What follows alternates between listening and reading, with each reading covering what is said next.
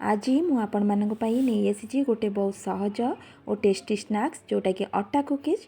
यही cookies T को बिना मैदा बिना ओभन और बिना अंडार मु बनई केवल अटार ही आपण मैंने यही सहज और टेस्टी स्नैक्स को बनई पारे।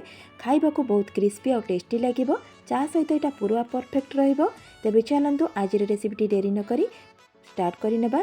नमस्कार दर्शक बंधु, आपण मानू इप्सिता किचन अनेक अनेक स्वागत। यही कुकीज को बनवाई मुझे 250 ग्राम अटा, हाफ कप क्षीर और गोटे आपेल को ये ग्राइंडिंग करके 8 ରୁ 10 चामच चीनी को ये ग्राइंडिंग करके नहीं। आपण मैंने आपेल जदि न ने कोको पाउडर ता जगह नहीं जी। ये देखु चॉकलेट नहीं मुझे डेयरी मिल्क चॉकलेट नहीं। आपण मैंने चोको चिप्स की डार्क चॉकलेट भी नहीं पारे। किसी बटर को ये मेल्ट कर नहीं गोटे मिक्सिंग बाउल ताकू देदेबा। तापर सुगार रो पाउडर को ये देदेबा। भल से ताकू एबे चामच साहाय्य मिसई नौची। आपण मैंने बटर जगार जदि नथिबो बटर तेल भी नहीं पारे। एबे से क्षीर को दे दउची। भल से ताकू एबे गोटे मिनिट पर्यंत मिसई नबा जेमती सबू भल से मिसीजिब। एबे देखंतु भल से ताकू मिसई नेली। मिसई सारा परे गोटे चामच वैनिला एसेंस को इठी दउची। तापरे जो ग्राइंडिंग करके रखतिले आपेल को इठी दे दउची। ताकू भल से एबे मिसई नउची। देखो भल से मिसई सारा परे 2 पिंच खाइबा सोडा को ये दे दउची। ताकू पुणी भल से एबे मिसई नउची। मिसई सारिके एठी मु आटा को ऐड करूची। आटा को दे सारा परे भल से ताकू आमे चकड़ी नेबा। पूरा गोटे टाइट डोटे प्रस्तुत करिबा जेमती डोटा बिल्कुल पतला न रहिबो। एबे देखो मु ताकू चकड़ी नेली। पूरा हार्ड अच्छी डोटी एमती ही रहिबो।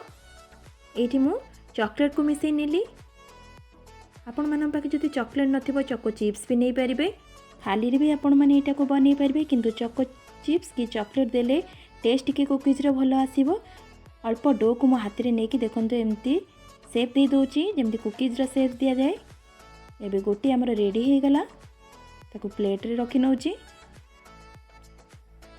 आपण माने जदि आउ बड़ साइज रो चाहतिबे आउ टिके डो अधिक आनिकी बनै पारिबे। एबे सेम प्रोसेस रे आउ गोटे कुकीज को एठी बनै नेली। सब जाक डो को मुझे बनै नेली।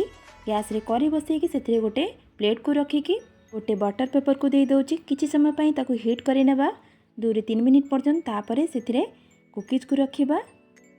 एठी जेतिकी जगह बा आपण माने सेतिकी दे देबे। एठी 5टी कुकीज को मु बनै नउची। तापरे हम ताकू कवर करि नेबा। हाई फ्लेम रे 5 ରୁ 10 मिनिट, लो फ्लेम रे आउ 10 मिनिट ताकू कुक करिबा। मिनिमम 20 मिनिट रे हमर कुकीज टी रेडी हे जेबो। देखंतु 20 मिनिट परे हमर कुकीज टी रेडी हे गला। एबे ताकू मु प्लेट को काढी नउची। देखंतु कलर टा केते पूरा डिलीशियस लगुची, पूरा परफेक्ट भी हेची। सेम प्रोसेस रे आउ कुकीज को मु एठी बनै नउची। सेम प्रोसेस रे ताकू पुनी 20 मिनिट पर्यंत कवर करि नैथिली। एबे हमर 20 मिनिट परे ताकू मु प्लेट को काढी नउची। देखंतु ताले दर्शक बंधु आपण माने देखिले आमर सहज स्वादिष्ट अटा कुकीज टी संपूर्ण भाव ये तैयारी हो गला।